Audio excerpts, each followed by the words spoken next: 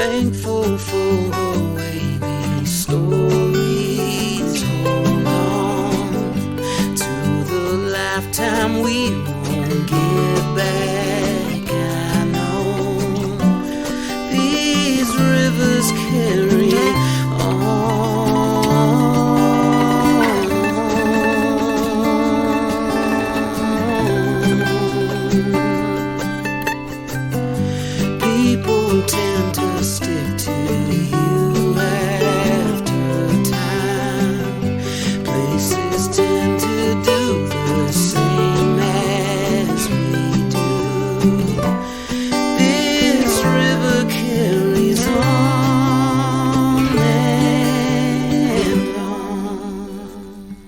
Welcome to Kankakee Podcast, where we talk about the people and places of Kankakee County.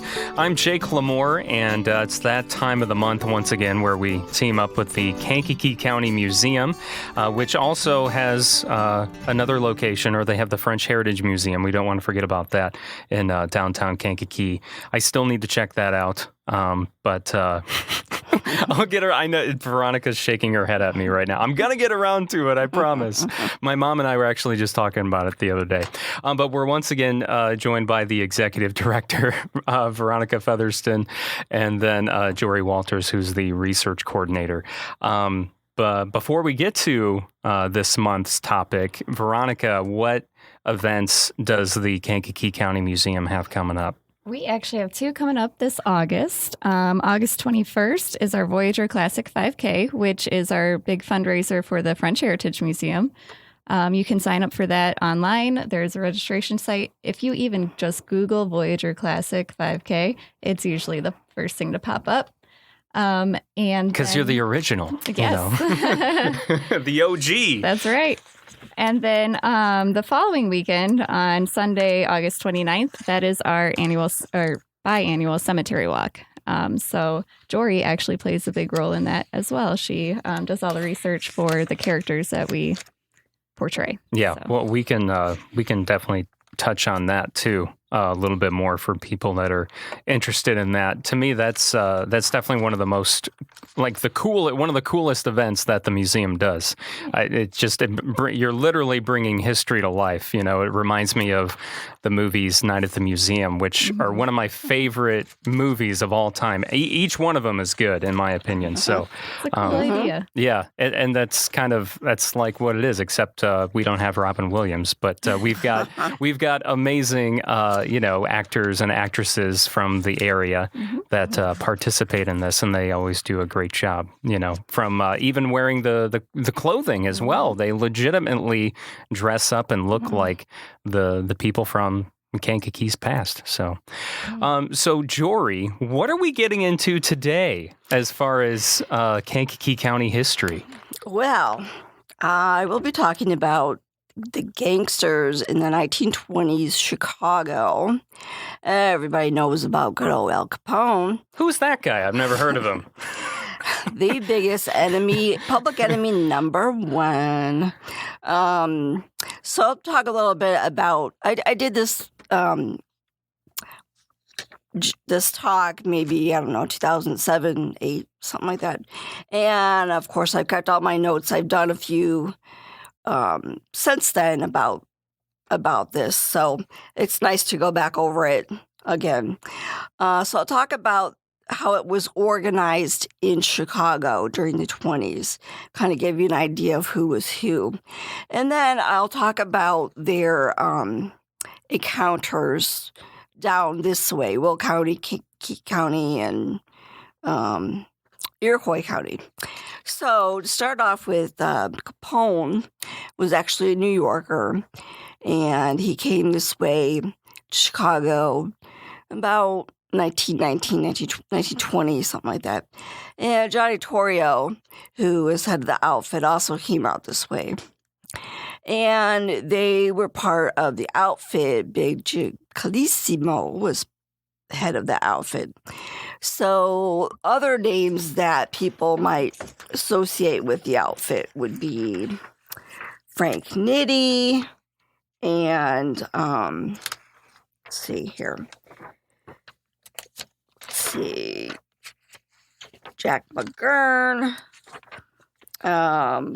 William White, and a couple other ones. But what they did was they had an absolute advantage because in 1919, the Volstead Act was law of the land, which meant prohibition. You could not sell liquor, you could not make liquor in the United States. Couldn't drink it. Couldn't drink it.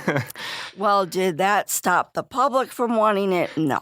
Did that stop And this was kind of influenced by, wasn't it because of a lot of the soldiers that were coming home from World War I? A lot of them became alcoholics. Wasn't that also an influence too? Could be, very well could be. I feel like I remember reading that or hearing that somewhere. Most likely. Because they obviously they went through so much in World War I. I mean, what do you expect? That's what they picked up to Yeah, that was the war to end all wars. Yeah, and then World War II came around. But anyway. So they had an absolute advantage, and they all took it to heart. So before Prohibition, they made money through prostitution, through the rackets, stuff like that. And they still did that. But making their own booze and selling it was a gold mine for them. And today's money, it'd be billions of dollars. Yeah. It was all small time. It was kind of small time stuff before then. Yeah. They just made it on a much bigger scale. Yeah. And they made money. Now, one reason why a lot of them didn't get caught, a lot of them did, was the fact that they did it in the shadows of the night, and they didn't leave. Typically, they didn't leave a calling card, so to speak. They didn't leave any evidence. Well, you can't prove anything if you don't leave any evidence. I will get to Al Capone's evidence a little bit later where, they picked him up. But for the most part, what they did was they tried to steal each other's liquor. They would hijack shipments coming in. One of my favorite from other gangsters. Other gangsters. Okay. Because I know people. Bugsy Moran, right, was a enemy of Al Capone, right? He was. However, Dion O'Banion was the head of that gang before Bugsy Moran was. Okay. And Dion O'Banion had a sense of humor, and he really liked to set Capone up and make light of it. Well, Capone didn't have a sense of humor.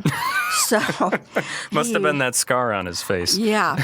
One too many times. So Dion O'Banion, the red-headed Irishman, got it coming to him in 1924.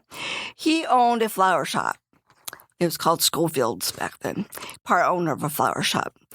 And to make a long story short, two guys got out of a hearse, which he thought they were doing. He was doing flowers for funerals. Sure. And so they thought he thought they were there to take the flowers. Well, they were, but the flowers actually were for him, and he didn't know it. Because it was always anonymous. I need flowers for a funeral, and it was always, Yeah.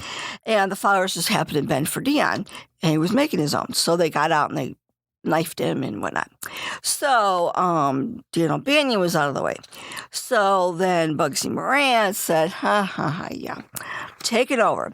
So in the 1929 St. Valentine's Day Massacre, he said, well, okay, I'm going to knock him off too. So I'm getting a little ahead of myself, but these are the couple things that were because Valentine's Day Massacre was 29, right? Mm-hmm. Okay. And it was supposedly set up by Capone, and Capone was in his Palm Beach home.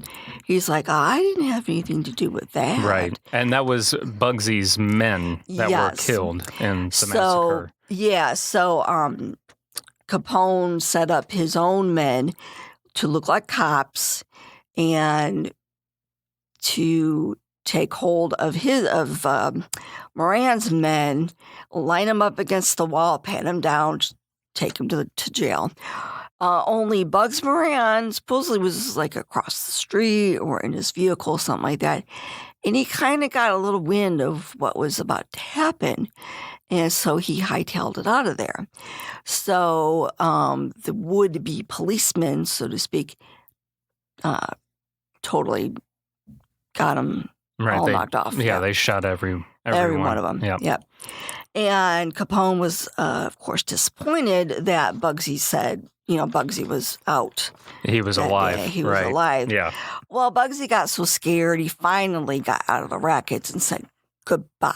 Really? Yeah. I didn't realize that part of the story. That spooked him enough, huh? Yeah. So was Johnny Torrio. Torrio was the mentor for Capone. Older guy, brought him over from New York, and Johnny Torrio, tough guy, but he was shot one too many times and said, "That's it, I'm out of here, goodbye." So he went back to the old country. So sometimes they didn't die within their profession. A lot of them did, but some didn't. And Frank Nitti died, but he died of gunshot wound to his head. He committed suicide because he was about to go back to jail. And he was claustrophobic. Mm. And so he said, no, not happening. So I have pictures of that too. So that's kind of the rundown of what they did. It was the West Side gang, it was North Side gang, it was the outfit, the South Side gang. And was Bugsy the North? He was the North. And obviously Capone was the South. South. He's in the outfit, yep. So when Capone got to Chicago, he was like 21, 22, 23, something like that. And he was in the middle management to upper management by the time he was 25. Torrio said, yeah, take over some of this stuff.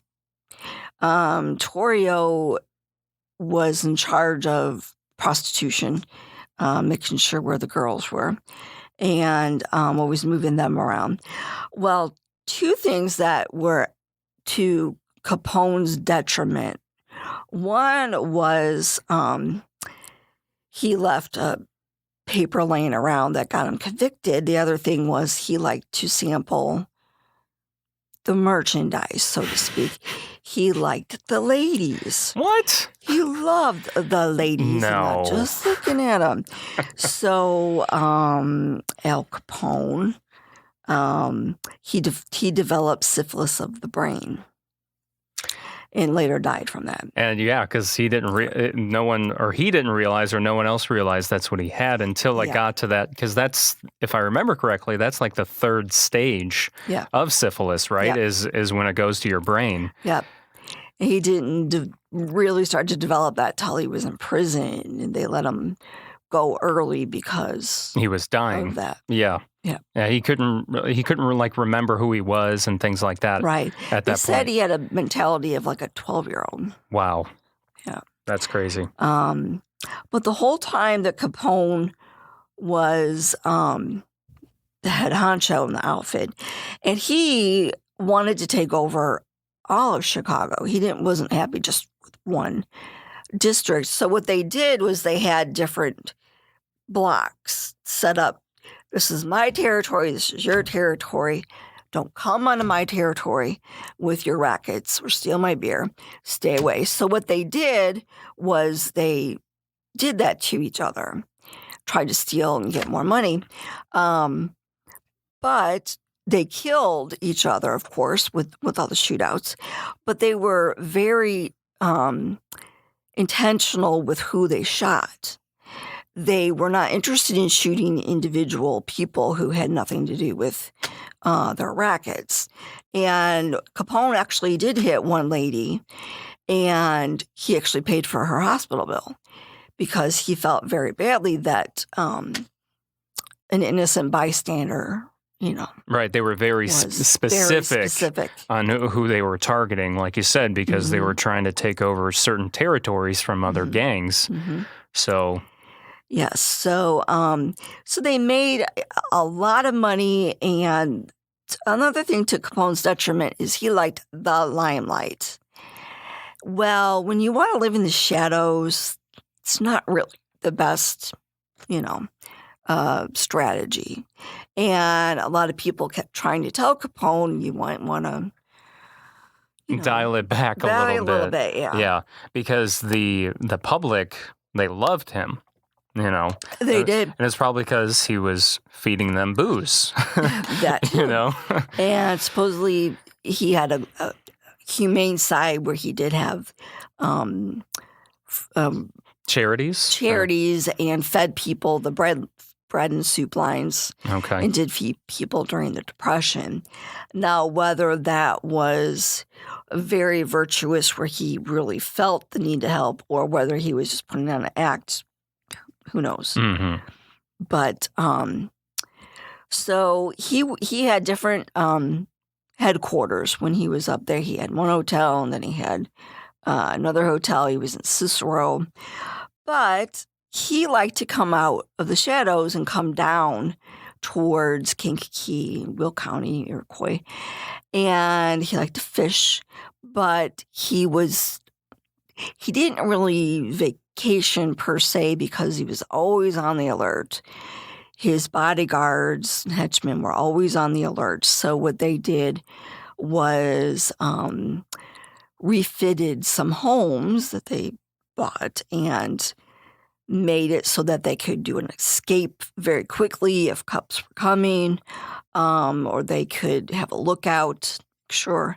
They were always a team and they always set up to make sure that they were, 2 steps ahead. They had an escape route. Yeah. Mm-hmm. Yeah. Mm-hmm. So you're saying when he would come down to, let's say, somewhere in Kankakee County, do you know specifically where houses or well, you're talking about these places? Yeah, it's like I said, it's a lot of it is through the grapevine over the years, right. kind of stories that people have. And one place that is still alive and kicking is Edwin's, Route 50. Right over the Will County line on Route 50. That is still there. I took a tour of it in the back room. It used to be called Miami Gardens, and he owned it. It was a restaurant. Al Capone owned that? Mm-hmm. Okay. And it does have an upstairs. I was not able to tour that because the person who owned it lived upstairs. But she did say it was very interesting up there. Spirits? Yeah, probably. Yeah, and just designed very much like a brothel, and can order prostitutes and come up. Right. And then there was the back room where it was supposedly a speakeasy. And of course, that's where the fun was. That's where the booze was. Yeah. So that is one place that is in the memory of what went on. And also at least one back building also was used, and there was an underground secret garage. I've heard about that. To there as well. So they couldn't see his car if they knew what he was driving. Right, right. And always, even though he wanted to get out of the city and get into the countryside, he always had a plan. And they really kind of stuck to it. And always the bodyguards were always, wanting to protect Capone, protect their investments, etc. Another place that seemed to be a place that he went was Nellie's Resort. That would be the City Tavern. I'm not sure if it's still called the City Tavern. Yeah, I believe it's still City Tavern. City Tavern. Northwest Avenue in Kankakee. And right by Washington there. Mm-hmm. Right across from the train tracks. Yes. Yep. And I toured that place. I did questions. Now, when I did this lecture, when I do all my lectures, I choose a topic of interest, but then I do a lot of research and I try to interview a lot of people, especially for this one, and try to tour the places that are supposedly, used by these people. And so I went upstairs and, of course, probably remodeled over the decades, and tried to get an sense of what it might have been like up there. And Nellie Clark was a madam of all madams. Okay, I was wondering if that's where I knew there was a madam there, and I wasn't sure if that was Nellie or if that was someone else. So, do you know did she just happen to own this place and Capone happened to go there, or did Capone hire her by chance, or do you? I don't really know the exact connection. I would imagine, since they were in the prostitution business, he might have known her ahead of time. Mm-hmm. But I'm sure when he came into town that, things were provided for him. Arrangements were made. Yes. I definitely do believe that. I'm sure, yeah. Yes. Another place was on River Street in Kankakee. In between the two bridges, Washington and Schuyler. There's a stretch there that under the viaduct there was activity, gang activity, where they might have unloaded some bodies.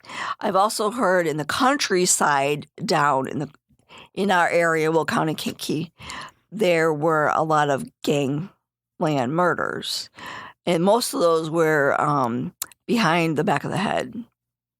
Kind of just clean. Yeah. They didn't mess around. They just right. Gotcha. Yeah. Another place supposedly was the Hawaii Motel on Route 50. That was maybe a meeting place, because they still had to meet do their business to make sure everything was going smoothly back in Chicago. Where was the Hawaii Hotel? On Route 50. And you're talking about in the county, right? Yes. Oh, okay. Right, I think past, if I'm remembering correctly, past Route Farm and Fleet. Okay. On the same side of the street as Farm and Fleet. Okay. It's no longer there. It's like a little kind of wooded area. And I believe somewhere in that vicinity. Okay. They said that they would gather there and have, their meetings. Also, the whole Old Sahara restaurant in Kankakee on Fifth Avenue. Near the railroad tracks. That was just demolished, that building, a few years ago. And supposedly also that was a place where they came for dinner and would have meetings, and who knows what else. And, of course, the Ratakee Brewery. Oh. Ratakee Brewery. Of course. That isn't in writing anywhere, but there has been a lot of speculation over the years. Ratakee Brewery switched to non-alcoholic beverages. During the 20s. During that time. Yeah. Yep. But a lot of people have said, stories through the years, that there was a lot of activity going on with beer barrels in the middle of the night. But it is the gang, it is the mob. You really didn't want to get that close. Mm-hmm. You really didn't want to witness something by accident or intentionally. So there was speculation that they were actually still making or brewing the beer. There. And he had his hand in it. To me, as a researcher, historian, knowing this, that makes sense to me. Yeah. That would happen. There's a good chance. Yeah, I would say he had his hands in a lot of different places. One thing about the differences between the groups in Chicago were the West Side Boys, they did bathroom gin. They didn't care how they made it. They didn't care if you died from it, so long as you bought it and drank it. Dion O'Banion catered to the upper class. So he really wanted his beverages to be of the perfect, We wanted to make sure they were made correctly. Yeah. And they tasted good and they, satisfied.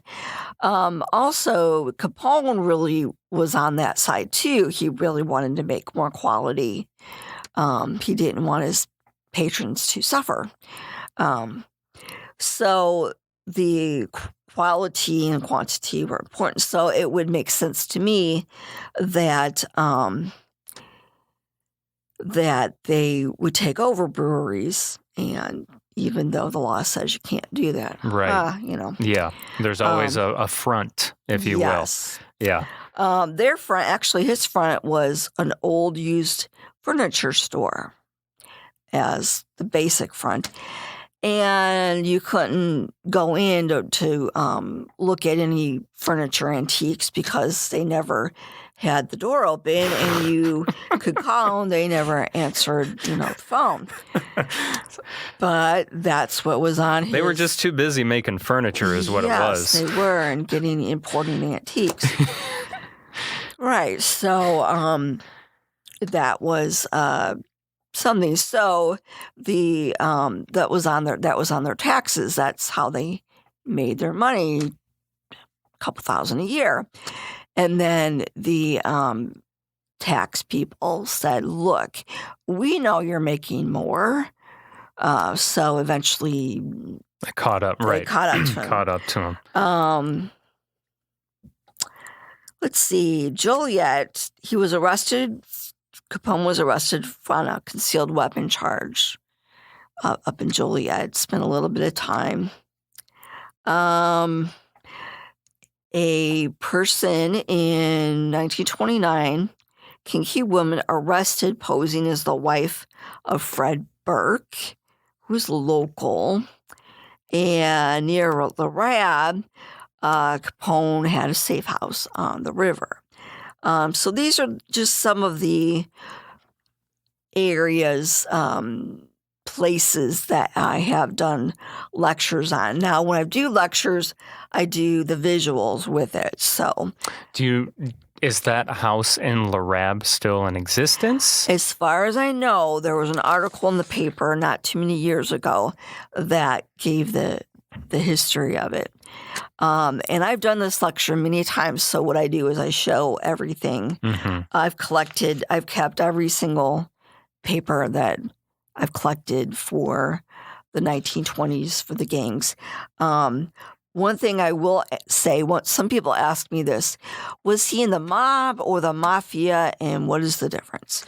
Well, he wanted to be in the mafia, but the mafia had a strict code. You had to be 100% Sicilian in order to be admitted to the mafia. Well, he was about 3/4 Sicilian.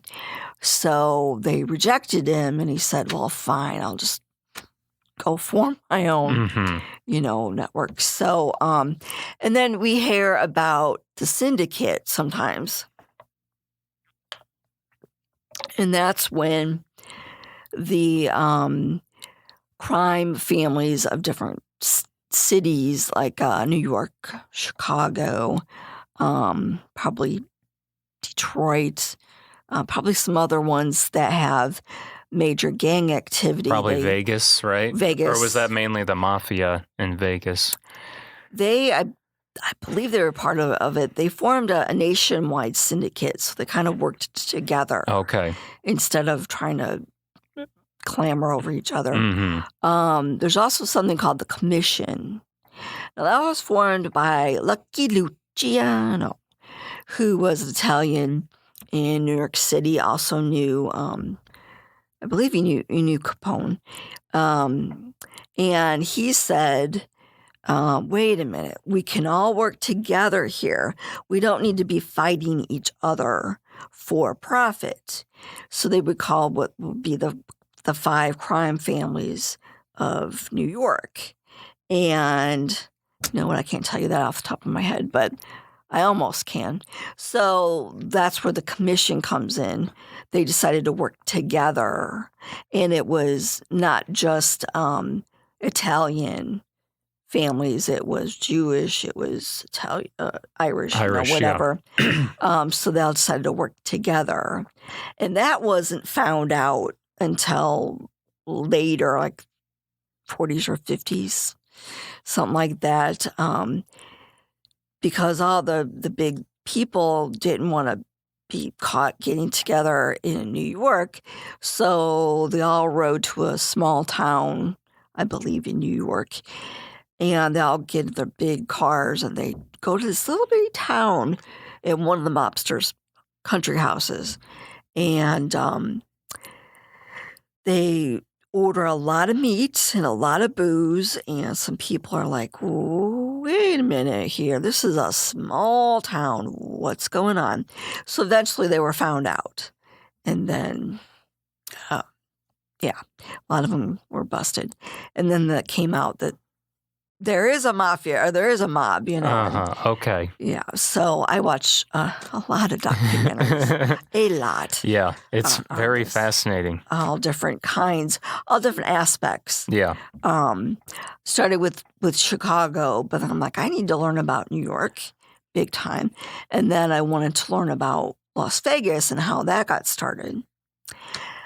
And that could be for another day. That's a whole nother New ball York game another right there. day, and Vegas another day. So my question is, I've read or heard that there was some type of distillery in Pembroke at one point. Yes. Do you know anything about that?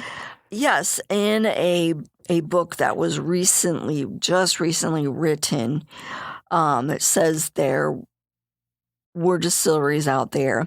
And what they liked about the countryside in this period, 20s, 30s, was nothing was going on. Right. Very sparsely populated. And who is going to come looking for anybody who might disappear, or distilleries on land that, is in the middle of nowhere? And if anybody got wind of it, either they didn't talk or they were they were murdered. It is only recently that I've heard that some people are willing, even now, to come forward, because that's how afraid people have been. The idea of being targeted by the mob was just enough to keep your mouth closed for a long time and not talk to the police about anything. I would imagine there were people that did, along the ways. But yes, out in Pembroke, there were distilleries. But do you know who was connected with that? Was it Capone or someone else? It was Capone's gang, that was connected with those. There is one name that comes to mind, and I can't think of it at the moment. And remember when Capone was put in jail for his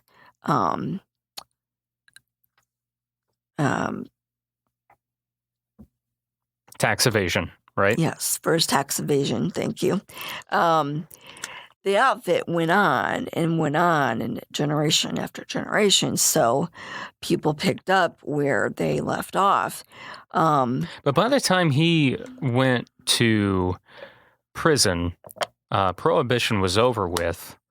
So what did they do after that? Were they still doing like prostitution and gambling, I would imagine? Yeah, they went back to their old rackets, but they thought, man, we need to find some new rackets to be involved in. So I think it was Frank Nitti who had the idea that we'll lean on some of the producers and movie companies in LA and pressure them to do, kind of extort them for whatever. And that didn't last very long. They were ousted. The police figured out what they were doing and said no. So that was one thing where he went to jail. But Al Capone actually, in the big heyday, he was targeted by his own people. for being assassinated because they did not want attention to be brought to them and what they were doing. Well, there's another gentleman in the 80s in New York, John Gotti, who is the same way. He was out in the open. He was, very, look at me, I'm the big man.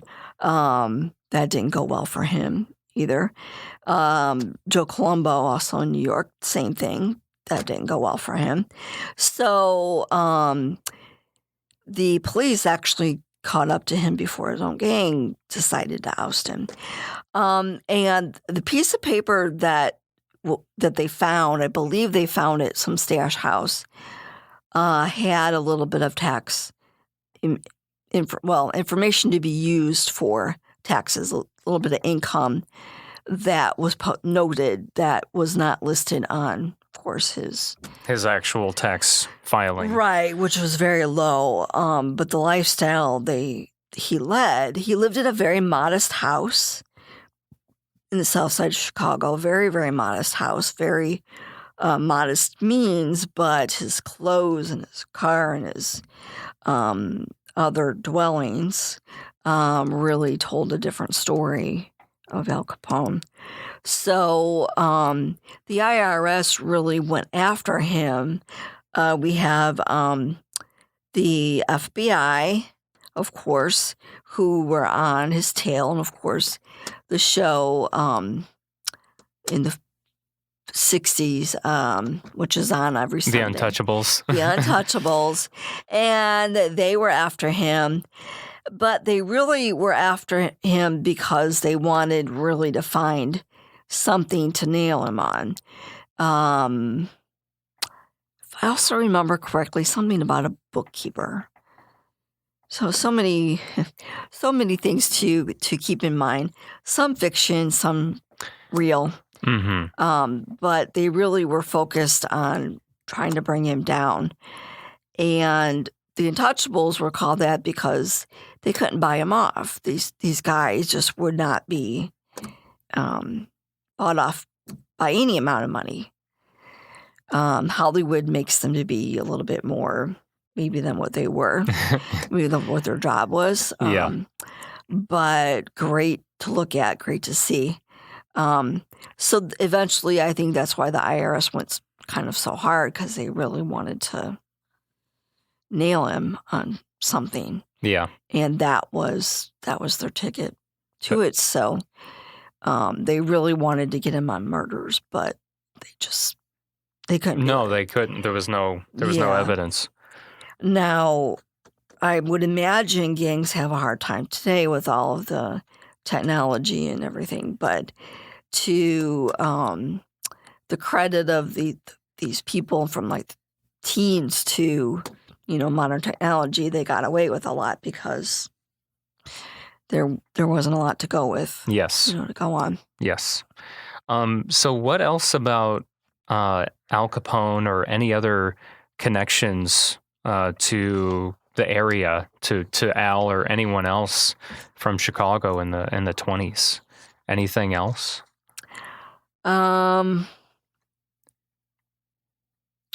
Oh yeah, probably. There's so much. I'm just curious to hear what other connections there are to Kankakee County. Let's see. There was, if I have information correct, a local man, a local woman who really got kind of caught up into that, and she got arrested. I think I mentioned that earlier, and she was his girlfriend. I remember her name, but I believe the guy was Fred Hunt. My note's correct here. Fred Burke. Sorry about that. There's so many people. So many people, I'm telling you. But the main thing to remember is when they came down here, they probably did a whole lot more that I'm aware of. I do talk to people once in a while who do tell me different things. I do believe there was connection to Manteno State Hospital in some fashion, if I remember correctly. To Fred Burke? To the gangsters in general. Okay. Something on that land. Yeah, after this is out on the air, I'm sure there might be people emailing me. You forgot this. You forgot this, or there's and also this. this. Isn't quite right. And yeah, absolutely, I understand everybody. Yeah, there's just so much to look at. And also, but between the time I gave these lectures and more that I have learned in general about gangsters in different cities, I have more on my brain than ever. And so, yes, please feel free to email me or call the museum and tell me, if I have something incorrect. Absolutely, I like to know, what I had said that was incorrect. Absolutely feel free to do that. Sometimes I do get things wrong. And just tell me if I have forgotten something, because I know I probably have, most likely. But let me, in lieu of that, let me tell you some of the names, at least part of the outfit. Arcardo Giancova, if I get these names correct. Bodyguard. There was Sam Hunt, Frank Nitti, the enforcer, Jack Machine Gun McGurn. That's where, Tommy Gun came out of here somewhere. Jack Greasy Some Guzik, Tony Joey Batters, Arcardo, Frank the Diamond, Maritone. They all had a name. Mike DePike Heitler. He was I don't think I better say this on the air, but he managed a certain area on his own. And Murray the Camel Humphreys, William Three-Fingered White. Everybody had a role to play. And under any of the ones that the different groups, West Side O'Donnell Brothers, South Side O'Donnell Brothers, the Jenna Brothers. Everybody had something to do. George Bugs Moran was a Banyan, Isle Banyan. He was a criminal, bootlegging, racketeering. O'Banion also did safe cracking. Can you imagine Johnny Otorio? He went to work every day, and these men were married, and they're Catholic, and they believed in marriage and family. And then he went to work every day, and he decided where the prostitutes would go next. And then, like I said, O'Banion did his flowers all day long. Yeah. He was a murderer, safecracker. He did all of that by night.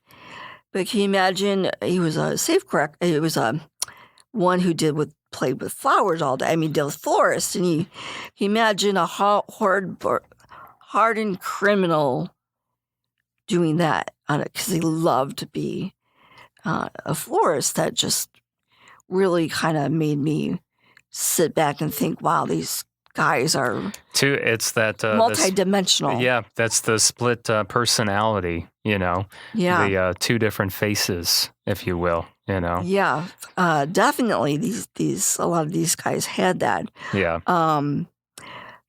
To talk about Al Capone's face, when he was still in New York, he was a bouncer at a club.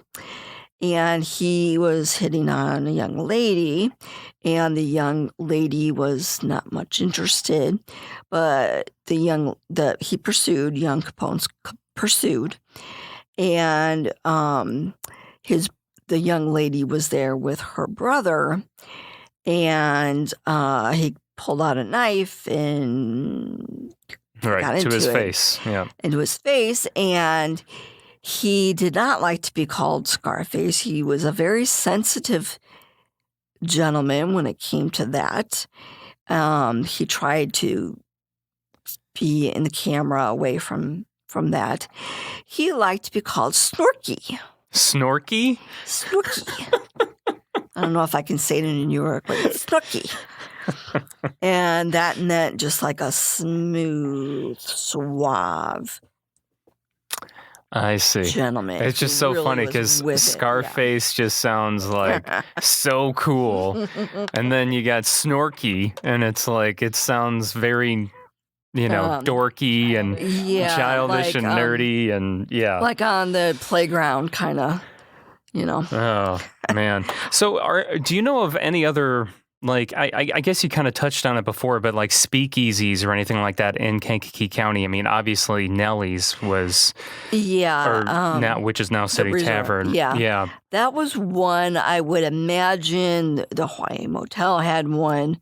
They were there. I would imagine the Sahara restaurant had one. Most likely in restaurants or nightclub kind of places. That's where you might find one. That would be my guess. I know in Chicago at one hotel was on a documentary where it was a classic hotel. You went there for a reception. However, if you said the right words to somebody at another door, you were accepted. But they could be all over. They could be in the smallest dive bar in town as well.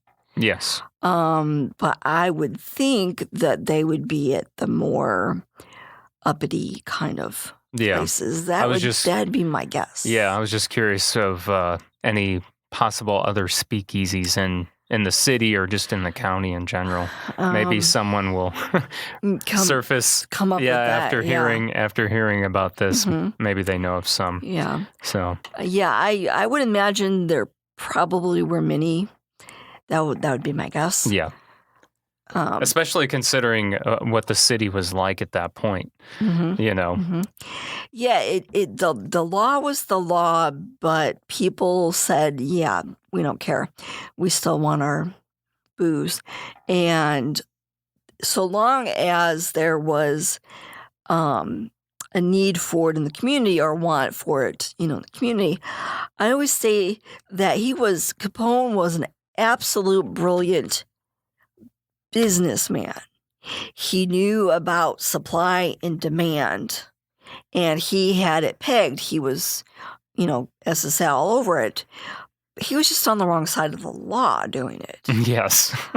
He could have made a great businessman doing it legitimately, but he wouldn't have made that kind of money. No, heck no, because he wasn't paying taxes. He very much understood the ins and outs of business and supply and demand with people. Now, if people, if they weren't able to make any money off of that, if people really decided, yeah, we're not going to drink because of the law or whatever, then they wouldn't have made, didn't have to do. Now, and you had asked me earlier, other things that they decided to do after Prohibition. Eventually, the drugs. Yeah, drug operations became extremely lucrative. Now, the mob really wasn't happy with that. They really did not want to deal in that. It's more risky, but pros and cons of that. But so yeah, that was another thing that they did. Okay.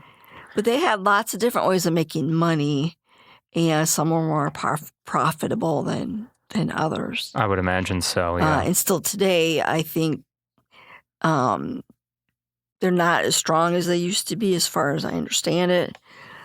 But takes decades. Once they're brought down, they kind of climb their way back up.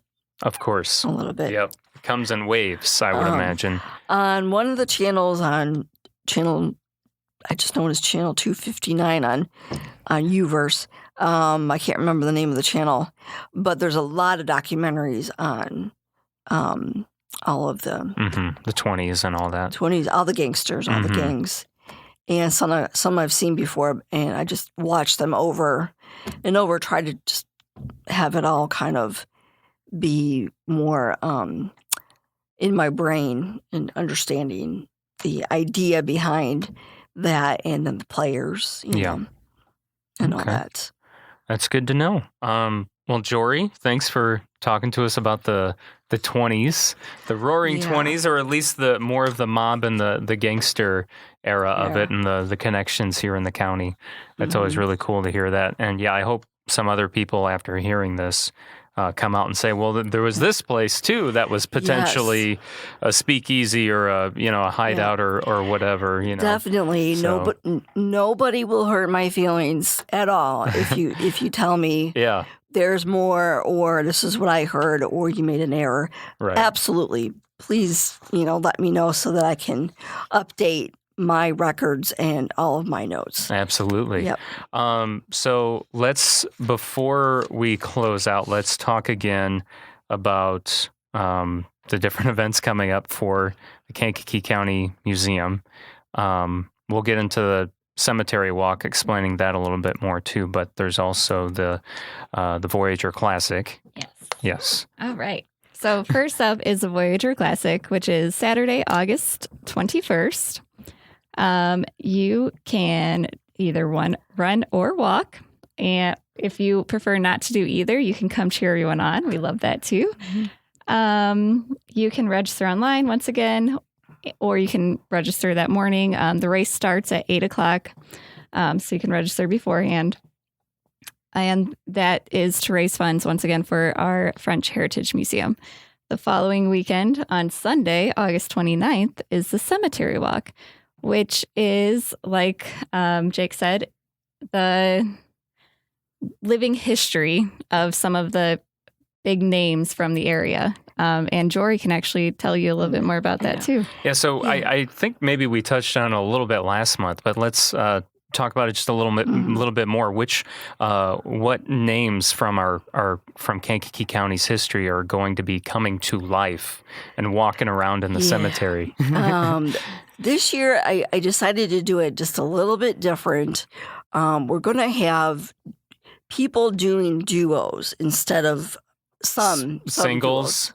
Duos. Okay. Normally, people do it an individual person. Like this year, I have a couple: Lemire Perry of Perry Farm, Fanny Still of the County Museum. But we're going to talk about her and her life before being the curator at the museum.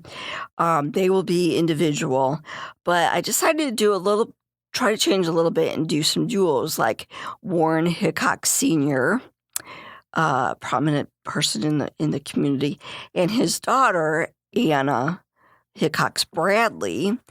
And I'll leave that as it is. Okay. And it'll be a duo talking, like a father and daughter talking between themselves, talking about the different things in their lives. Of course, the major things in their lives and things that intersect. The name Bradley associated with a couple of things. Now, the Bradley House is one of them, the Frank Lloyd Wright House.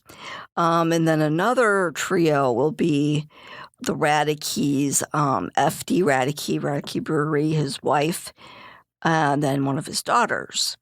And they will mingle, the three of them, so they'll be talking amongst themselves. So you'll be kind of witnessing them having a conversation as if they were, talking as their family would have talked.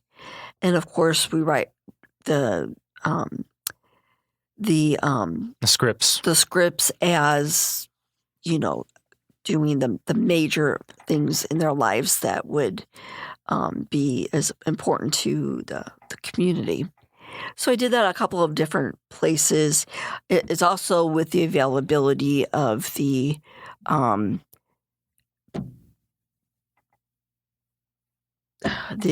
actors. Oh, right. Availability of the actors. Sure. Yeah, I work with them, and then I tell Paula Sutter how many people I have in male or female.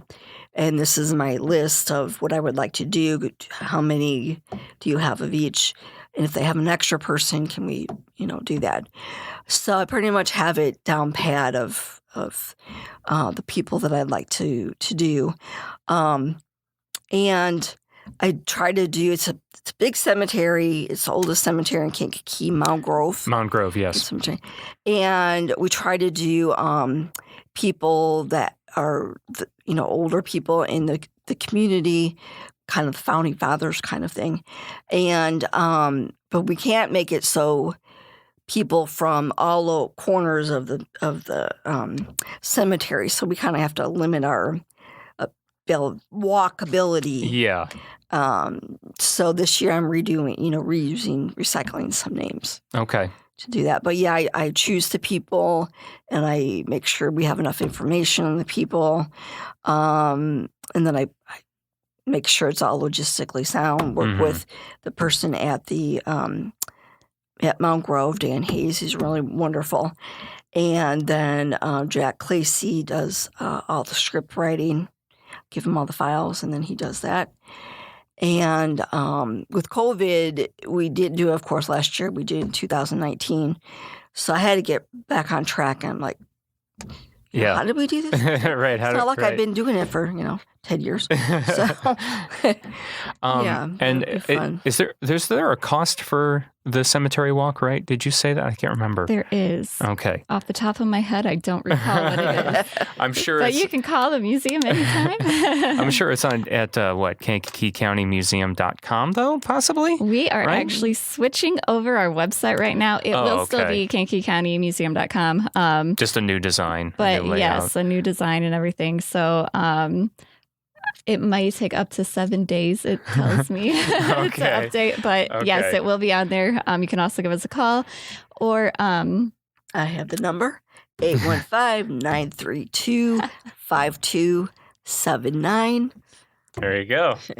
What else were you going to say? I'm sorry, Veronica. Or an email, yeah. And I did want to point out that our actors are actually from the Kankakee Valley Theater Association. Yes. I'm sorry, that's make sure what I was trying to remember. Kankakee Valley, yes. Kankakee Valley Theater Association, always doing great things for the community. So we've been with them in partnership for a long time. So. Yeah, wonderful people, wonderful organization. They always do a great job, anything they're a part of. And then I have photographs of the people. And so I give them the photographs also to them and try to dress like them. And if they have any questions about what period or whatever. That's so cool. Answer those questions. Awesome. Well, look forward to that. So anything else before we go? No? All right. Well, just it's being updated, but KankakeeCountyMuseum.com for everything. There's obviously also social media. There's an Instagram and there's a Facebook page as well. You guys actively post things on there. So if anyone's looking for more information, the museum is now open on Saturdays too. We want to point that out again. So you can go check that out as well. Wonderful. Looking for volunteers too. Always. I did read that always, but I know you're in need of volunteers currently. So if you're, and there's all different capacities of. You don't have to be a history lover. Right. Like marketing. I was going to say, anything. it's not just maybe someone to be at the front door, but it's also for what happens behind the scenes as well. That may have nothing to do with answering history questions, Or if you do like to answer history questions, there's always room for that as well. Yeah, exactly. So there's something for everyone if you're interested in getting involved with the Kankakee County Museum. So that'll close out this episode of Kankakee Podcast. I'm Jake Lamore. Thank you so much for listening. You can catch up on previous episodes at KankakeePodcast.com or wherever it is that you find podcasts. Make sure you also sign up for our mailing list as well, because I'll shoot you an email every time a new episode drops. We do have a sponsorship program that I just launched as well. You can check out on our website as well. Follow us on social media, Facebook, Twitter, and Instagram at Kankakee Podcast, and we release a new episode every single Monday, and our theme song is by Lupe Carroll. People tend to stick to the